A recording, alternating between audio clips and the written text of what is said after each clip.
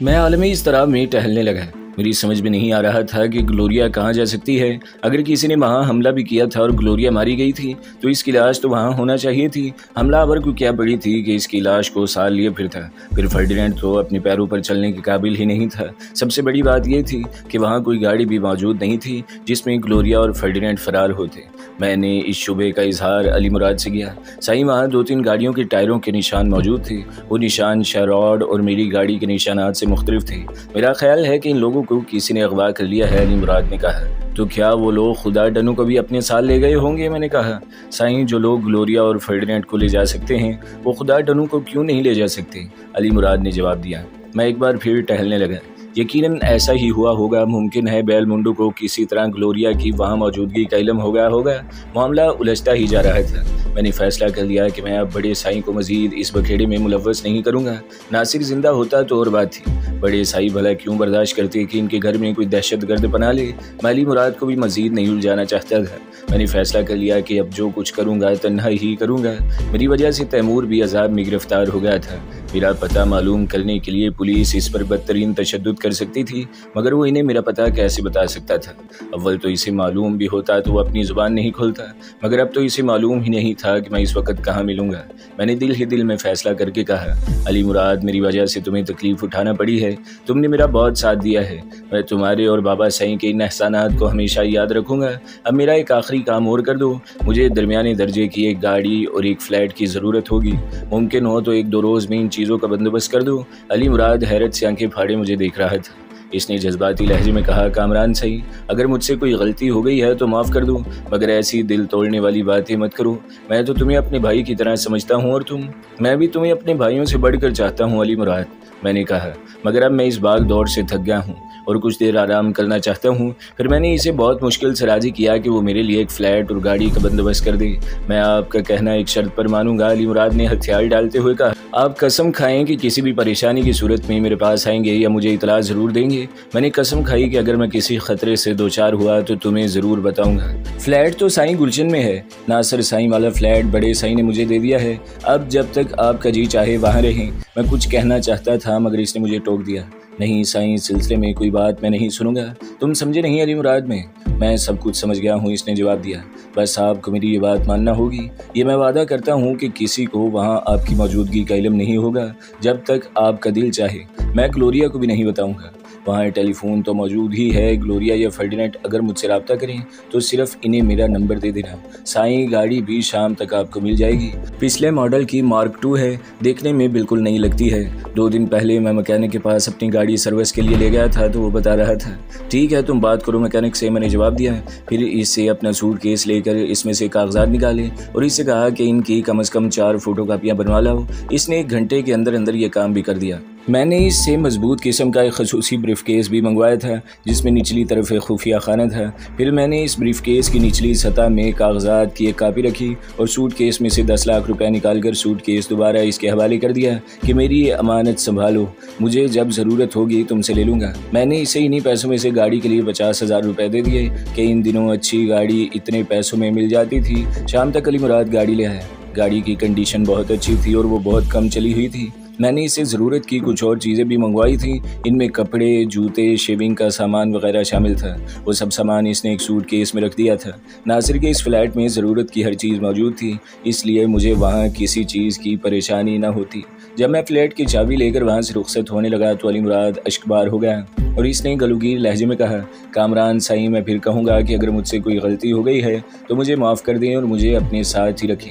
आप सामने होते हैं तो मुझे ऐसा लगता है जैसे नासिर साईं सामने बैठे हैं। मैं तो तुम्हारा एहसानमंद हूँ अली मुराद, मैंने इसे गले लगाते हुए कहा। तुमने बहुत मुश्किल वक्तों में मेरा साथ दिया है, मेरे लिए अपनी जान खतरे में डाली है। अब मैं बड़े साईं को मजीद किसी आजमाइश में नहीं डालना चाहता। हाँ, अगर तुम मेरे साथ रहना चाहते हो तो बड़े साईं से इजाज़त लेकर मेरे साथ आ जाना। ठीक है साईं, अली मुराद ने कहा। बड़े साईं के वापिस आते ही मैं इनसे कुछ दिन की छुट्टी ले लूँगा और आपके पास आ जाऊँगा। फिर वो चौंक कर बोला, साईं, वहाँ काम के लिए आपको किसी मुलाजिम की ज़रूरत भी तो पड़ेगी। आप चाहें तो किसी को साथ ले जाएं। नहीं अली मुराद, मैंने नरमी से इनकार कर दिया। मैं अपना काम अपने हाथों से करने का आदी हूँ। हाँ, कभी ज़रूरत पड़ी तो तुमसे कह दूंगा। अच्छा चले मैं आपको फ्लैट तक छोड़ दूँ। मैंने दोपहर में एक मुलाजिम को भेजकर वहाँ की सफाई भी करा दी थी। फिर वो चौंक कर बोला, और साईं आपकी वो अमानत मेरे पास महफूज रहेगी। इसकी मुराद इस सूटकेस से थी जो मैंने इसके पास रखवाया था। मैं अगर मर भी गया तो मेरे वारिस वो अमानत आप तक पहुंचा देंगे। आइए अब चलें। मैंने इसके साथ चलने पर कोई एतराज़ न किया। अपना हुलिया बदलने के बाद मुझे इस बात का खदशा नहीं रहा था कि कोई मुझे पहचान सकेगा। शायद आपको याद होगा कि ग्लोरिया के कहने पर मैंने अपने बाल डार्क ब्राउन कर लिए थे, आंखों में नीले रंग के कॉन्टैक्ट लेंस लगा लिए थे। फ्रेंच कट दाढ़ी और सुनहरे फ्रेम के चश्मे ने मेरी शख्सियत को बिल्कुल ही बदल दिया था। मेरे इस हुलिये से सिर्फ ग्लोरिया, फर्डिनेंड, तैमूर और खुदा डनू के अलावा बड़े साईं के कुछ मुलाजिम वाकिफ़ थे। मैंने उस रोज़ अपने पसंदीदा लिबास जीन्स और जैकेट की बजाय बहुत नफीस किस्म का 3 पीस सूट पहन रखा था, ताकि बिल्डिंग का चौकीदार और दूसरे लोग मुझे कोई लाउबाली और बेपरवाह नौजवान समझने की बजाय सनतकार या दानिश्वर समझे। मैंने भी यही सोचा कि लोगों से अपना तारुफ मुसन्नफ़ की हैसियत से कराऊंगा और ये तासिर दूंगा जैसे मैं कोई किताब लिखने के लिए वहाँ मुकीम हूँ। मैंने अली मुराद से भी कहा था कि वो लोगों को यही बताए कि मैं सिंध के एक ज़िम्मेदार घराने से ताल्लुक़ रखता हूँ। सारी ज़िंदगी यूरोप और अमेरिका में गुजरी है और अब वतन लौट आया हूँ। ज़मीनों की देखभाल मेरे भाई और वालिद करते हैं और मैंने ये फ़्लैट ख़रीद लिया है। मुझसे रुखसत होते वक्त अली मुराद एक मरतबा फिर आपदीदा हो गया। मैंने इसे कहा कि फ़ोन पर मुझसे रब्ता रखना और ग्लोरिया या खुदा डनू वगैरह का जैसे ही कोई सुराग मिले मुझे ज़रूर बताना। बिल्डिंग के चौकीदार ने नहायत अदब से मुझे सलाम किया। मैंने बख्शिश के तौर पर 100 रुपये का नोट इसके हाथ पर रख दिया। अली मुराद ने इसे वही बताया जो मैंने इससे कहा था। चौकीदार एकदम मरूब हो गया। यूँ भी इस बिल्डिंग में लग्जरी फ्लैट थे और वहाँ जी हैसियत लोग ही मुकीम थे, मगर इसे 100 रुपये की बख्शिश शायद ही किसी ने दी हो। अली मुराद ने इसके जाने के बाद कहा, अब ये चौकीदार ही दूसरे लोगों को आपके बारे में बता देगा। फिर वो मुझसे बगलगीर होकर रुखसत हो गया। फ्लैट आईने की तरह चमक रहा था। अली मुराद के भेजे हुए मुलाजिम ने वाकई बहुत मेहनत से सफाई की थी। मैंने नासिर के बेडरूम को यूं ही रहने दिया और इस बेडरूम को इस्तेमाल करने का फ़ैसला किया जिसमें पहले भी मैं रह चुका था। किचन में ना सिर्फ फ्रिज मौजूद था बल्कि ज़रूरत की तमाम अशिया से भरा हुआ भी था। पहले मैंने कॉफ़ी बनाने का इरादा किया, फिर कुछ सोच कर मुस्तरद कर दिया। मैं अपने बेडरूम की वॉल कैबिनेट में मुख्तलिफ इकसाम की विस्की की बोतलें देखी थी। मैं ज़हनी तौर पर इतना डिस्टर्ब था कि ज़हनी कशीदगी दूर करने के लिए मैंने विस्की के 1-2 पैग लेने का फ़ैसला कर लिया। पारसा तो मैं कभी भी नहीं रहा था, इससे पहले भी विस्की पीता रहा था मगर बाकायदगी से कभी इस्तेमाल नहीं की थी। मेरे साथ अजीब मसला था, जब मैं विस्की पीता था तो शिद्दत से सिगरेट की ख्वाहिश भी होती थी। मैंने सोचा पहले जाकर सिगरेट ले आऊँ, मगर नीचे जाने की नौबत नहीं आई। वॉल कैबिनेट ही में बेहतरीन गैर मुल्की सिगरेटों के कई कार्टन मौजूद थे। मैंने कैबिनेट से ब्लैक डॉग की बोतल निकाली और एक बड़ा पैग बनाकर बैठ गया। मेरे हाथों और जिस्म के दूसरे हिस्सों पर अभी तक इन कांटों की खराशें थीं जो मुझे झाड़ियों में घुसते हुए लगे थे। मेरी गर्दन भी ज़ख्मी थी, सिर्फ चेहरा महफूज था और ये भी अच्छा ही था, वरना लोग खामखा मशकूक होते। विस्की के 2 बड़े पैग पीने के बाद मुझे हर तरफ रंग ही रंग नजर आने लगे और एहसास हुआ कि दुनिया इतनी बुरी जगह नहीं है जितना मैं इसे समझता हूँ। मेरा जहन भी हल्का फुल्का हो गया और सोचने समझने की सलाहियतें भी हैरत अंगेज़ तौर पर लौट आईं। मैंने इस मामले पर नए सिरे से गौर करने का फ़ैसला किया और ब्रीफ केस से कागजात निकाल लिए जो मुझे वडेरे अहमद बख्श की तिजोरी से मिले थे। शायद इन्हीं से मेरे हाथ कोई क्लू आ जाता। मैंने बगौर इनका जायज़ा लिया मगर फौरी तौर पे फैसला न कर सका कि अगला कदम क्या उठाना चाहिए। मैंने उस रोज़ जहन को हल्का फुल्का रखने की खातिर इस मौजू पर जहन खपाने का इरादा तरक कर दिया और सोचा कि आज की शाम किसी 5 स्टार होटल में गुजारूंगा। मैं तैयार होकर घर से निकलने ही वाला था कि मुझे आईजी साहब का ख्याल आ गया। मैं कम से कम तैमूर की रिहाई के सिलसिले में इनसे मदद ले सकता था। तैमूर मेरे साथ होता तो मेरी कुव्वत दुगनी हो जाती। मैंने जेब से टेलीफोन इंडेक्स निकाली और इसमें से देखकर आईजी साहब का नंबर डायल कर दिया। दूसरी तरफ से किसी औरत ने फ़ोन उठाया। वो लबो लहजे से मुलाजमा लग रही थी। मुझे आईजी साहब से बात करना है, मैंने बावकार लहजे में कहा। ओ तो जी अपने वड्डे पुत्र कोल अमेरिका गए ने। मुलाजमा ने जवाब दिया, तुसी नसरीन बीबी नाल गल कर लो। मुझे किसी नसरीन बीबी से क्या कहना था मगर अचानक इसने फ़ोन इसे दे दिया। फिर दूसरी तरफ से एक मुतरन्नम आवाज़ सुनाई दी। हेलो, कौन बोल रहे हैं? वो रवा इंग्लिश में बोल रही थी। मुझे आईजी साहब से बात करना थी। मैं भी खालिस अमेरिकन लहजे में बोला। ये लहजा मैंने ग्लोरिया को देखकर अपनाया था। डैडी गए हुए हैं, अगले महीने तक वापस आएंगे। मैं आपकी कोई मदद कर सकती हूँ? Thank you very much miss Nasreen, मैंने इसी लहजे में कहा। मुझे सिर्फ इन्हीं से काम था। ये कहकर मैंने फ़ोन बंद कर दिया। आईजी साहब के ना होने से मुझे शदीद मायूसी हुई थी। मुझे तैमूर की तरफ से तशवीश थी। पुलिस वालों ने अब तक न जाने इस पर कितना तशद्दुद किया होगा। इस पर कोई संगीन इल्ज़ाम अब तक नहीं था। हाँ, अगर इसका ताल्लुक तंजीम के मकामी बॉस से साबित हो जाता तो मुमकिन है कि इस पर भी संगीन मुकदमात बन जाते, मगर फ़िलहाल ऐसा मुमकिन नहीं था। फ़िलहाल तो इसका कसूर सिर्फ ये था कि वो मेरा साथी था। फिर मुझे इन पुलिस वालों का ख्याल आया जो मेरे हाथों ज़ख्मी हुए थे। ये वाक़या गुज़श्ता कल का था। मेरा ख्याल था कि आज के अखबारात में ज़रूर मौजूद होगा। मैंने फ़िलहाल बाहर निकलने का इरादा तर्क कर दिया और फ्लैट लॉक करके अखबार की तलाश में निकल पड़ा। गेट पर चौकीदार मौजूद था। वो चौकीदार लपक कर मेरे पास आया, जिसे मैंने 100 रुपये बख्शीश दी थी। मैंने इसे कहा मुझे इंग्लिश और उर्दू के सब अखबार ला दो। इसने पैसे लेते हुए कहा, साहिब आप अपने फ्लैट में जाएं, मैं अखबार वहीं भिजवा दूंगा। थोड़ी देर बाद चौकीदार अखबारात का एक पलंदा उठा लाया। इसमें सुबह और शाम के कौमी अखबारात से लेकर खलीज टाइम्स, वाशिंगटन पोस्ट और ओमान टाइम्स भी शामिल थे। मुझे इसकी मुस्तैदी पर हंसी भी आई, मगर मैंने इसका इजहार न किया और अखबारात का पलंदा लेकर अपने बेडरूम में आ गया। कौमी अखबारात के पहले ही सफ़ों पर 2 कालमी और 3 कालमी खबर मौजूद थी। पुलिस और डाकुओं का मुकाबला। ज़बरदस्त फायरिंग के तबादले में पुलिस के 2 जवान हलाक। एक डाकू गिरफ्तार कर लिया गया, जबकि इसका साथी फरार होने में कामयाब हो गया। तफसील के मुताबिक पुलिस को इतला मिली थी कि 2 डाकू एक बंगले में डकैती करके फरार हो रहे थे। पुलिस मोबाइल ने इनका पीछा किया तो डाकुओं ने फायरिंग शुरू कर दी। जवाब में पुलिस ने भी फायरिंग की। फायरिंग के तबादले में पुलिस के 2 अहलकार जाँ बहक हो गए। पुलिस ने डाकुओं के एक साथी इरफान को गिरफ्तार कर लिया है, जबकि इसका दूसरा साथी फरार होने में कामयाब हो गया। फरार होने वाले डाकू का नाम जाहिद अली है और इसका ताल्लुक मुल्क के शुमाली इलाके से है। पुलिस इसकी तलाश में मुख्तलिफ जगहों पर छापे मार रही है। ये भी मालूम हुआ है कि डाकुओं का ताल्लुक मनशियात और बुर्दा फरोशों के गिरोह से है। मज़ीद इंकशाफात की तवक्को है। पुलिस ने इरफान खान के नाम से तैमूर की तस्वीर भी शाया की थी, मगर वो वाज़े नहीं थी। फिर तैमूर ने अपना चेहरा भी छुपा लिया था। मुझे पुलिस के इस मनगढ़ंत बयान पर हंसी भी आई और गुस्सा भी आया। तैमूर ने भी जहानत का सबूत दिया था। इसने ना सिर्फ अपना और मेरा नाम गलत बताया था, बल्कि मुकामी बॉस और अपनी तंजीम की नज़रों से बचाने के लिए खुद को शुमाली इलाके की मनशियात और बुर्दा फरोशों के गिरोह से वाबस्ता कर लिया था। शाम के कुछ अखबारात ने इस खबर को मज़ीद सनसनीखेज़ अंदाज में शाया किया था। उन्होंने इस महीने में अगवा होने वाली 4 लड़कियों को भी हमारे खाते में डाल दिया था। मैं अभी मुख्तलिफ अखबारात देख ही रहा था कि फ़ोन की घंटी बजने लगी। मैं अखबारात में इतना महव था कि घंटी की आवाज़ बुरी तरह उछल पड़ी। तीसरी घंटी पर मैंने रिसीवर उठा लिया और मोहतात अंदाज में बोला, home do you want? Kamran. Gloria की चहकती हुई आवाज़ सुनकर मैं एकदम खुश हो गया। तुम खैरियत से तो हो कामरान? मैं तो खैरियत से हूँ, मगर तैमूर को पुलिस ने गिरफ्तार कर लिया है, मैंने बताया। हाँ, मुझे अली मुराद ने बताया था। ग्लोरिया ने कहा, तुम अचानक कहाँ गायब हो गई थी और अब कहाँ से बोल रही हो? मैंने पूछा। फर्डिनेंड कहाँ है? हम दोनों जहाँ भी हैं खैरियत से हैं। मैं फ़ोन पर तुम्हें तफसील नहीं बता सकती, बस ये समझ लो कि बैलमुंडो के आदमियों ने वहाँ धावा बोल दिया था। बंगले का चौकीदार खुदा डनू तो इस वक्त मौजूद नहीं था, वरना वो यकीनन मारा जाता। मैं बमुश्किल तमाम फर्डिनेंड को लेकर वहाँ से निकली थी। फिर तुम अभी यहाँ आ जाओ, मैं बहुत बोर हो रहा हूँ, मैंने कहा। अभी वहाँ मेरा आना मुमकिन नहीं है। फर्डिनेंड चलने के काबिल नहीं है। मैं फ़िलहाल इसे तन्हा नहीं छोड़ सकती, क्योंकि बैलमुंडो के आदमी किसी भी वक्त दोबारा हमला कर सकते हैं। मुझे अपना पता बता दो, मैं खुद वहाँ पहुँच जाता हूँ। समझने की कोशिश करो कामरान। ग्लोरिया ने कहा, तुम यहाँ आए तो बैलमुंडो के आदमियों की नज़रों में आ जाओगे। मैं ऐसी जगह हूँ कि यहाँ से बाहर निकली तो बैलमुंडो के आदमी मुझे धर लेंगे। तुम इत्मीनान रखो, मैं तुमसे कांटेक्ट में रहूँगी। ये कहकर इसने फ़ोन बंद कर दिया। मैं हेलो हेलो ही करता रह गया। अब मुझे कम से कम ग्लोरिया की तरफ से तो इत्मीनान हो गया था। फर्डिनेंड भी खैरियत से था और खुदा डनू भी बच गया था। अब मुझे सिर्फ तैमूर की फ़िक्र थी। मैंने सोचा कि इसकी रिहाई के लिए भी कुछ ना कुछ करना ही पड़ेगा।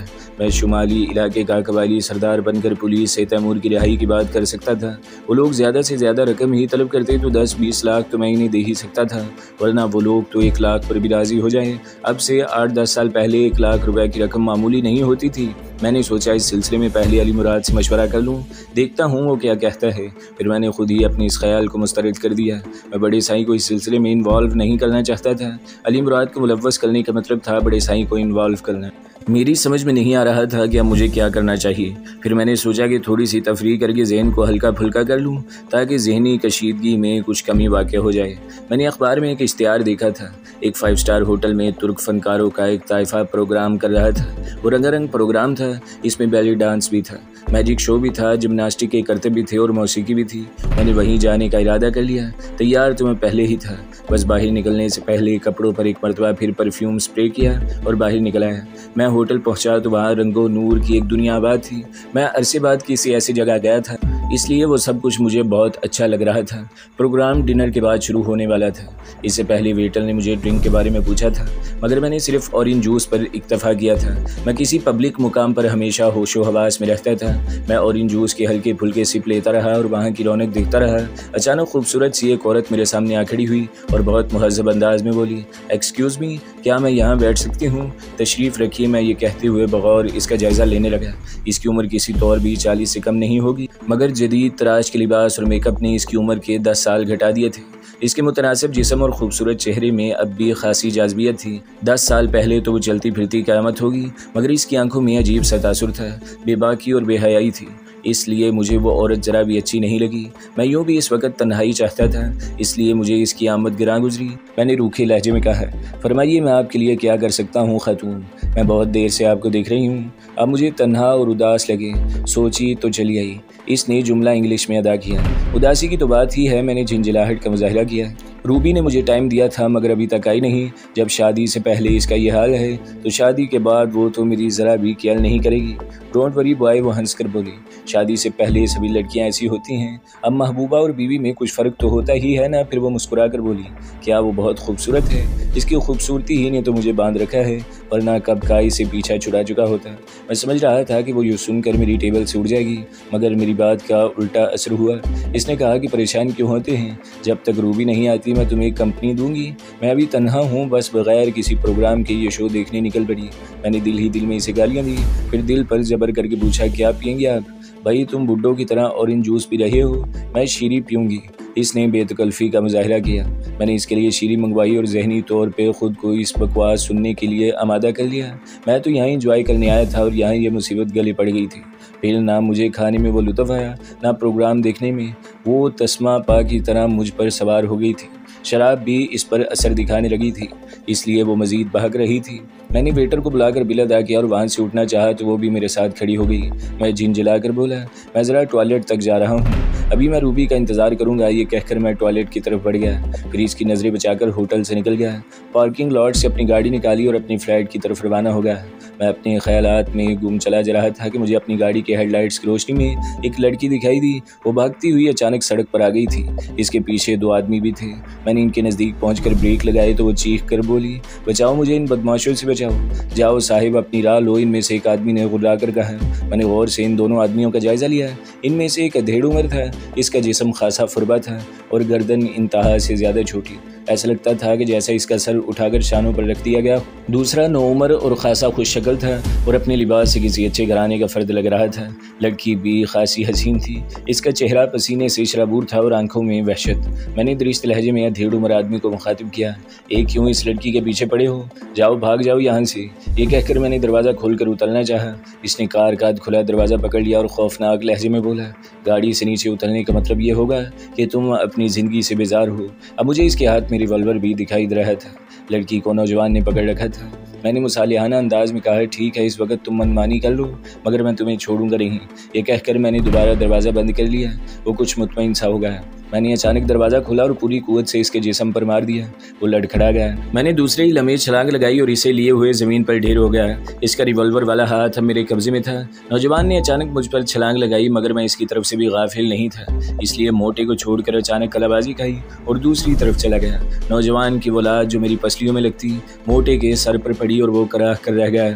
फिर मैंने नौजवान को संभलने का मौका नहीं दिया और लेटे ही लेटे अपनी पुश्त पर जोर देकर इसके सर पर जोरदार लात रसीद की। वो कोई आवाज़ निकाले बगैर अपने साथी के करीब गिरकर बेहोश हो गया। मैं कपड़े झाड़ कर उठा, एहतियातन इन दोनों के सिरों पर रिवॉल्वर के दस्ते से एक ज़रब लगाई, फिर लड़की की तरफ मुतवज्जा हुआ।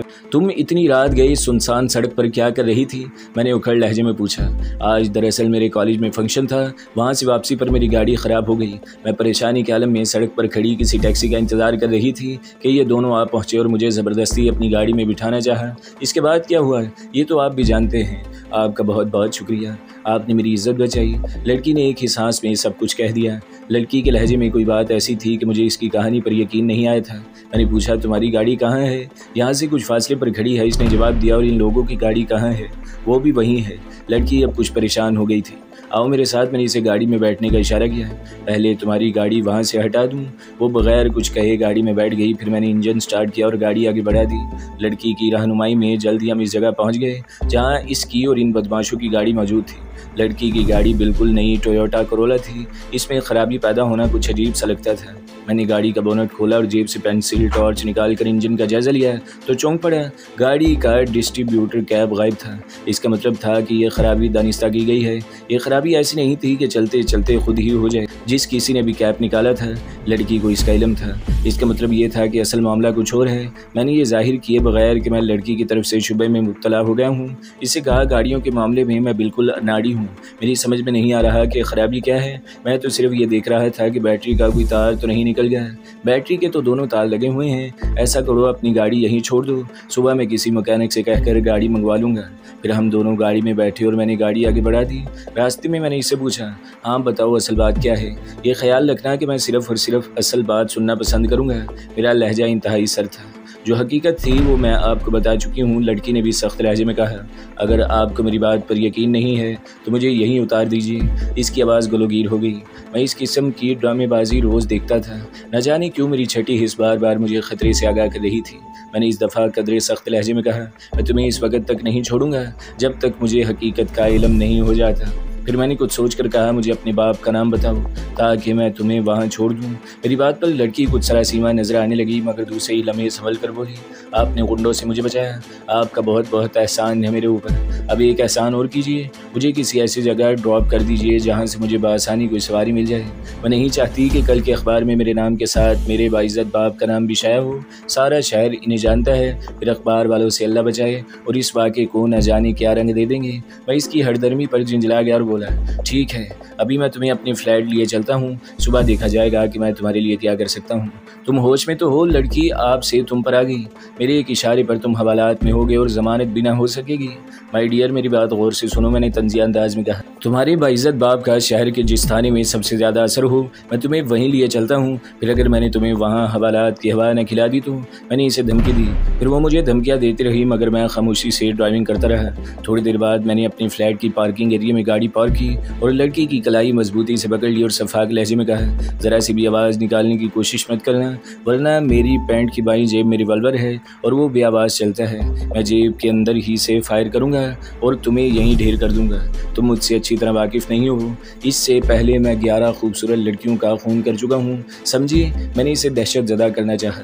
वो वाकई दहशत ज़दा हो गई और किसी मामूल की तरह मेरे साथ साथ सीढ़ियाँ चढ़ने लगी। फ्लैट के दरवाजे पर पहुँचकर मैंने एहतियातन कान लगाकर अंदर की सुनगुन लेने की कोशिश की क्योंकि मामला बैल मुंडू जैसे बदमाशों का था। मुमकिन है इसके आदमी मेरा सुराग लगाकर वहाँ छुपे बैठे हों। फिर मैंने चाबी निकाल कर बहुत आहिस्तगी से की होल में लगाई और आहिस्ता आहिस्ता बेआवाज़ तरीके से दरवाज़ा खोल दिया। एहतियातन मैंने लड़की के मुंह पर हाथ रख दिया था कि वह हलक से कोई आवाज़ न निकाल सके। फ्लैट में कोई भी नहीं था। मैंने अचानक लाइट रोशन कर दी और फिर खुद फुर्ती से एक सोफ़े की आड़ में हो गया मगर वहाँ कोई मौजूद नहीं था। लड़की मेरी एक एक हरकत बगौर देख रही थी। फिर वो खिलखिलाकर हंसती और बोली, आप तो बुज़दिली की हद तक मोहताज हैं। इस पर तुर्राइए कि खुद को रुस्तमे दौरान समझते हैं। लड़की की यह बात मुझे बहुत नागवार गुजरी। मैंने कोई जवाब दिए बगैर दरवाज़ा लॉक किया और चाबी जेब में डालकर दबे पाँव दूसरे कमरे की तलाशी भी ले डाली। किचन, बाथरूम्स, टेरेस स्टोर एक एक जगह देखने के बाद मैं मुतमईन होकर वापस ड्राइंग रूम में आ गया। कोट उतार कर सोफे पर फेंका और टाई की गिरा ढीली करता हुआ इस कैबिनेट की तरफ बढ़ गया जहाँ शराब की बोतलें रखी थी। अपने लिए पैग बनाने के बाद इसे भी ऑफ़र की मगर इसने सख्ती से इनकार कर दिया। 2 बड़े पैग अपने मैदे में उतारने के बाद मैंने लड़की से कहा, अब तुम शुरू हो जाओ। तुम्हारा क्या नाम है, किस कॉलेज में पढ़ती हो, कहाँ रहती हो, वगैरह वगैरह। मगर याद रखना मुझे सच और झूठ परखने का खासा तजुर्बा है। शराब बहुत तेज़ थी और इसने बराह रास्त मेरी खोपड़ी उड़ा दी थी। तो दोस्तों अगली किस्त सुनने के लिए हमारे चैनल को ज़रूर सब्सक्राइब करें, वीडियो को लाइक करें और बेल के आइकन पर भी क्लिक कर दें ताकि हर जो आने वाली वीडियोज़ हैं वो आपको सबसे पहले मिलती रहें।